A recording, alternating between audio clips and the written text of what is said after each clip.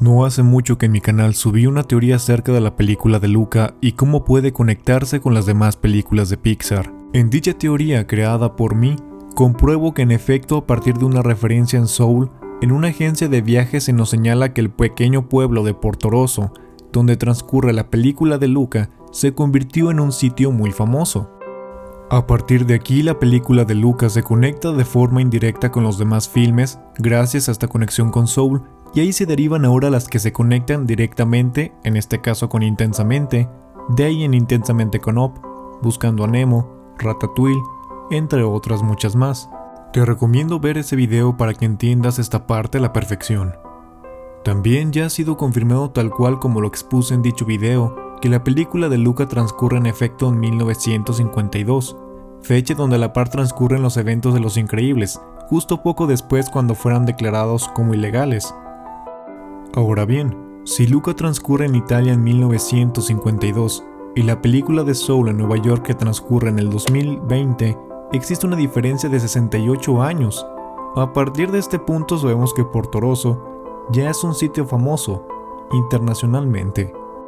Dicha fama en el pueblo es posible que se haya ganado a partir desde que en 1952, cuando Luca, Alberto y su familia revelaron su verdadera identidad de seres marinos capaces de transformarse en humanos, y a la par siendo aceptados por las personas del pueblo, se correría la voz de la existencia de estos monstruos y su presencia en dicho lugar. También recordemos que Luca al final de la película se va a Génova con Julia a la escuela. Consecuentemente en los créditos podemos apreciar que Luca compartió a los demás compañeros de sus clases que podía transformarse en un ser acuático apenas tocando el agua, así que ahí todavía con más razón se dio a conocer entre las personas que Luca era un monstruo marino. Sin lugar a duda, esto marcó un antes y un después en la vida de las personas de Portorosso y en todo el mundo. Pero, ¿cómo podemos comprobar que efectivamente a partir de lo que ocurre al final de Luca, los monstruos comenzaron a convivir entre humanos todo este tiempo?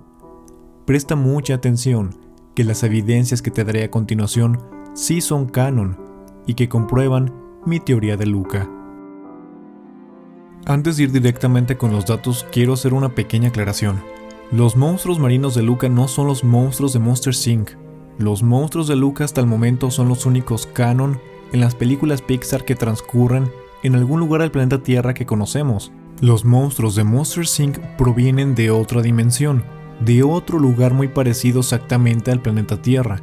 Otro ejemplo donde ocurre esto es con Onward, que se lleva a cabo en otro planeta Tierra en otro universo, solo que con la diferencia que existen dos lunas y seres fantásticos. Es lo mismo que ocurre con la dimensión en el mundo de los autos de Cars. En efecto, existen varios multiversos en las películas de Pixar. Para el caso de Monsters Inc., en sus orígenes también existían humanos y monstruos.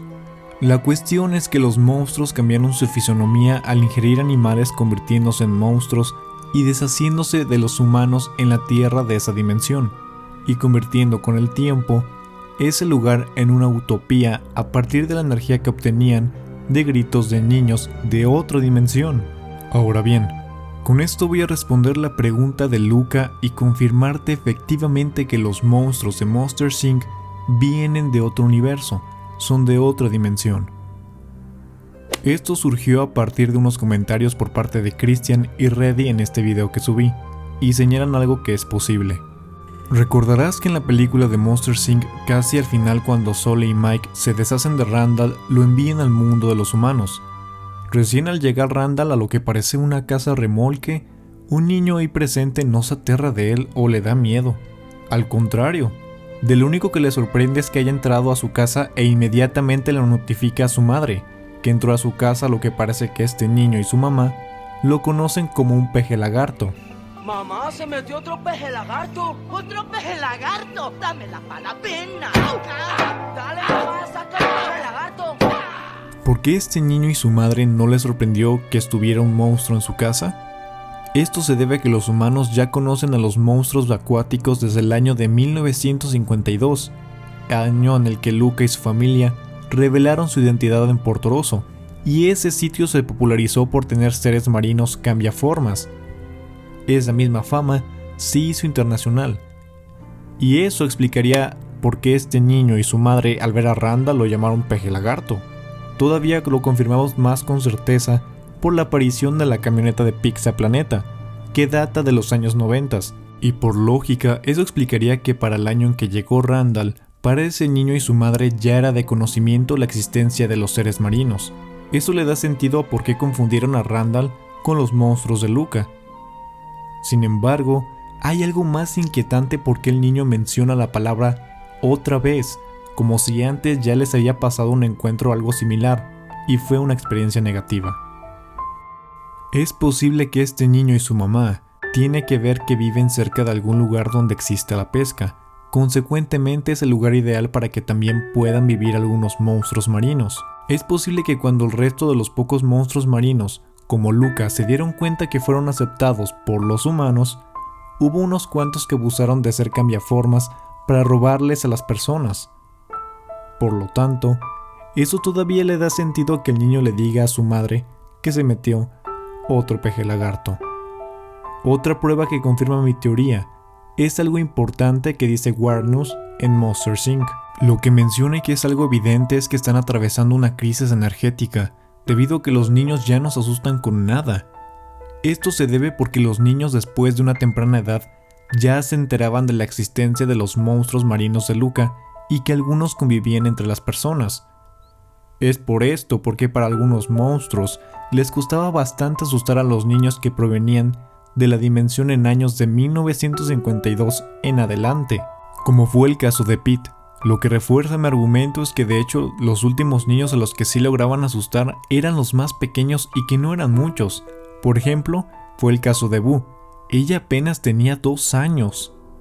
Con esto confirmamos que los monstruos de Luca son los únicos monstruos que existen y son conocidos en el planeta Tierra, y que no provienen de la dimensión de los monstruos de Monsters Inc.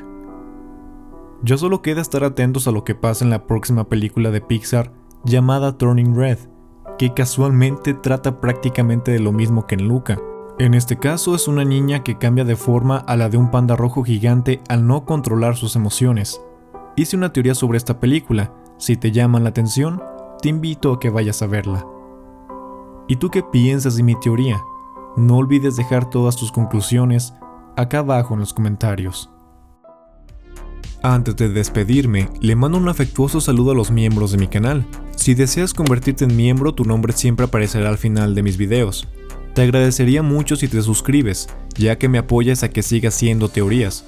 No olvides activar las notificaciones para que recibas más videos reinteresantes y de misterio. Ahora sin más que decir, muchas gracias por ver este video. Le mando un gran saludo a todas las gudionas y gudiones de parte de su servidor, Bigudión. Nos vemos en una próxima teoría.